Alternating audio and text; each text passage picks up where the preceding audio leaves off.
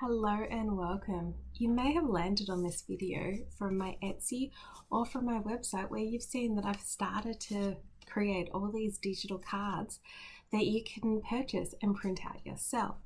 But what is a digital card without an envelope to be able to give the card away in? At the moment I'm starting with Valentine's Day cards, but there will be more cards soon enough. So here is a lovely origami envelope that fits the card perfectly. These card designs, they come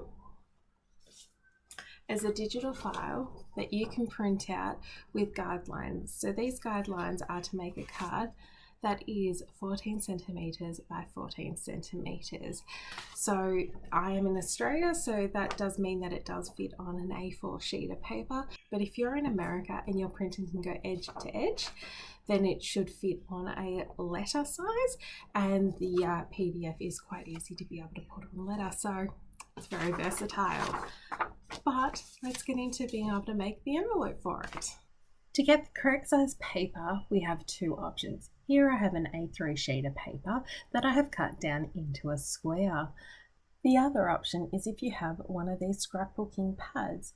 This paper is 30 centimeters by 30 centimeters or 12 inches by 12 inches. As you can see, an A4 sheet of paper cut down and the scrapbooking paper are basically the same size.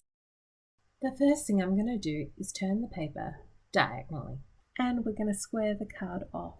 Now please do bear with me as I am doing this upside down, so it is a little bit more difficult than normal. And what we're going to do is pull the card up towards the top, but leaving a little bit of a gap. So this gap is what's going to mean when we pull that flap over, it's going to create a card. So if we have a look at this made up one, that gap there means that when we pull the flap down, it fully covers over the rest of the envelope to create an envelope. Using the bottom of the card as a guide, we're going to pick up the bottom of the sheet of the paper and fold it over in line with the bottom of the card. Now I noticed that it was a little bit too hard to see what I was doing on the pink paper, so I flipped over to a piece of paper where you've got pattern on one side and white on the inside. So after we've folded over, we're going to use the point of the sheet of paper and line that up with the line that we have, with the fold that we have just created, and make another crease mark there. As we fold that over, we have got the beginnings of the envelope.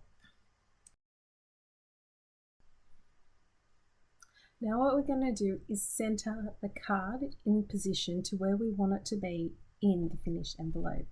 And we're going to take one side and fold it over in line with the edge of the card, making sure that the bottom of the fold lines up with the bottom of the envelope. And we're going to do the exact same thing on the other side, pulling it over, making sure the bottom lines up evenly with the bottom of the envelope. And the guide of how far to fold it over on the side is based on the card that is sitting inside. We're going to open that side back up and see that little part. We're just going to fold that over. The whole reason for this is just so that we've got a nice little straight edge on the envelope at the end. I think it just looks nicer. Now this part that we're folded over, we're going to put in the pocket of the other side, so they just slip into each other.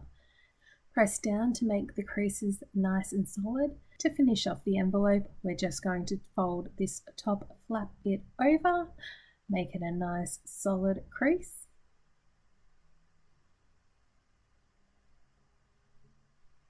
And there we have it, a nice envelope to encase our card.